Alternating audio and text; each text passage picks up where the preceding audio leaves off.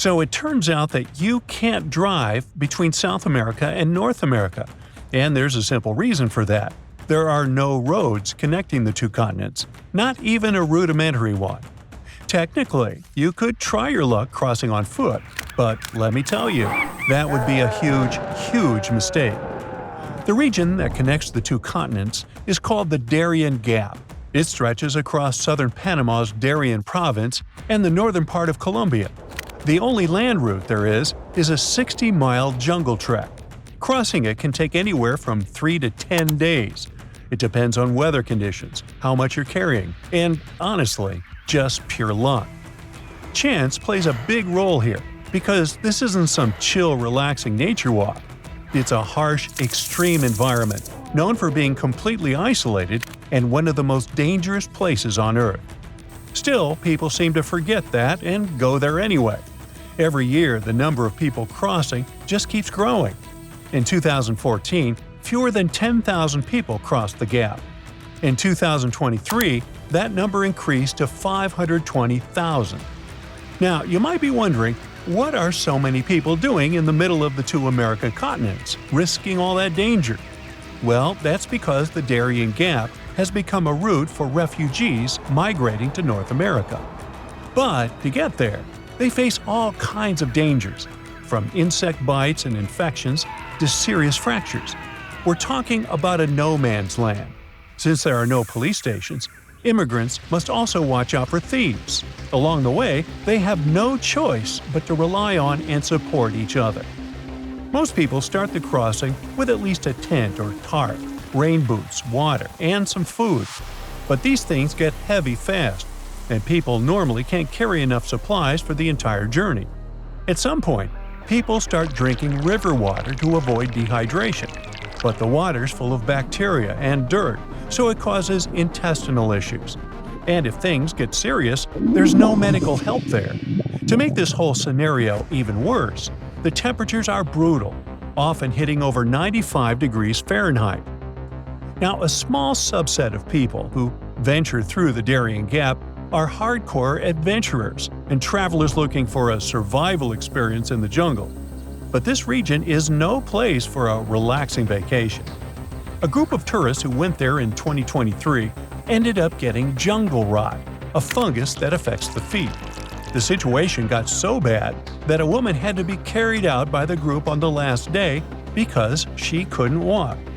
No matter how prepared people are for the Darien Gap, in the end, survival mostly comes down to luck. Out there, travelers won't find cities with solid infrastructure where they can crash at a hotel and gear up for the next day. In some spots, they might stumble across basic camps right in the jungle. These camps might offer wooden platforms for tents, bucket showers, toilets, and even plates of chicken and rice. But it all comes at a price. Wi-Fi, for example, might cost $2 an hour, and that seems like a pretty good deal, considering there's no cell phone service on the trail. They pretty much lose all contact with the outside world. Now picture a dense rainforest with steep, muddy terrain. The hiking trail is littered with boulders and tangled with vines, like nature's own tripwires. It climbs sharply over a mountain, becoming a serious challenge even for someone in good physical shape. The area also gets constant heavy rainfall, which can lead to landslides, flash flooding, and extremely muddy conditions.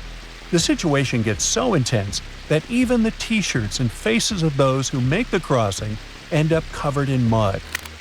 They'll also have to cross a lot of fast-moving rivers. A Venezuelan dad who recently went through the area with his 2 kids said their sneakers ripped apart on the very first day. That's how powerful the rivers can be. And they're deep, too. Sometimes the water reaches all the way up to their shoulders. But the dangers in that area aren't recent. For centuries, the Darien Gap was thought to be impossible to cross. The first Europeans who ventured into Latin America saw it as kind of a jungle training school. They totally knew about its dangers, but still, many adventurers tried to make the crossing in the years that followed. In 1854, for example, an expedition disappeared for 49 days in the jungle, battling starvation and exhaustion. Then again, in 1870, A group of 100 men set out to cross it. Even though they were well prepared and carried cutting-edge equipment for the time, they still suffered tremendously during the journey. They had to rely on incredible resilience to survive the challenge. Over the years, people who ventured in often ended up passing away from hunger, thirst, and even drowning in rivers. They also faced the risk of being attacked by dangerous animals like jaguars, white-lipped pecaries, and the fer de lance, a fast, irritable snake that is one of the most venomous out there. The area is also swarming with mosquitoes, which can spread serious health problems. Leaning against trees to rest can also be risky. This jungle is full of spiked chunga palm trees, which are covered in long black spines up to 8 inches long. Unfortunately for us, these spines are covered in all sorts of bacteria. Just brush against a chunga, and you could end up with infected wounds. And yet another danger is getting lost in the dense forest and never finding your way back to safety. These days, though, this risk is a lot lower. Some people have mentioned color-coded markers that help guide travelers and keep them from going the wrong way. If they see blue or green fabric tied to trees, it means keep walking. But if they spot red fabric, that's a sign they're going the wrong way and need to turn around quickly. Since there are so many dangers, why not just build a road through the Darien Gap? While it might seem like a good idea, building a road connecting Panama and Colombia isn't really that simple. The Darien Gap has a humid climate, tough terrain, and constant rainfall, which means any attempt to build a functional road would be highly challenging and super expensive. Even though there have been previous attempts to fill in the gap. See, there's a huge road system called the Pan-American Highway, which stretches all the way from Alaska to the southern tip of Argentina. Nowadays, this highway hits a roadblock right at the Darien Gap. But it wasn't supposed to be like this, as the original idea was for the road to go through there.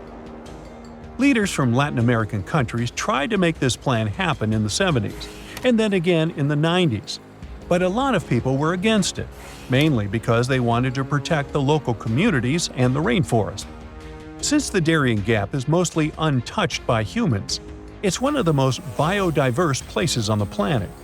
It's believed that 1 in 5 species are endemic to the region, meaning they only exist in that specific area, like the Darien pocket gopher and the slatty slender mouse opossum. A road would have really damaged the ecosystem in the area, so the plans were scrapped. Eventually, an alternative was created to travel by sea. At least 2 companies started a ferry service connecting the 2 countries. However, the business wasn't profitable, and they ended up shutting down. Not long ago, Panama decided to close the Darien Gap route. Now they're sealed off with barbed wire fencing. It might just be a matter of time before other routes are created. But if you are an adventurer looking to visit South America, it's probably not best to wait for that. Traveling by plane to Colombia will always be a much safer option. That's it for today. So hey, if you pacified your curiosity, then give the video a like and share it with your friends. Or if you want more, just click on these videos and stay on the bright side.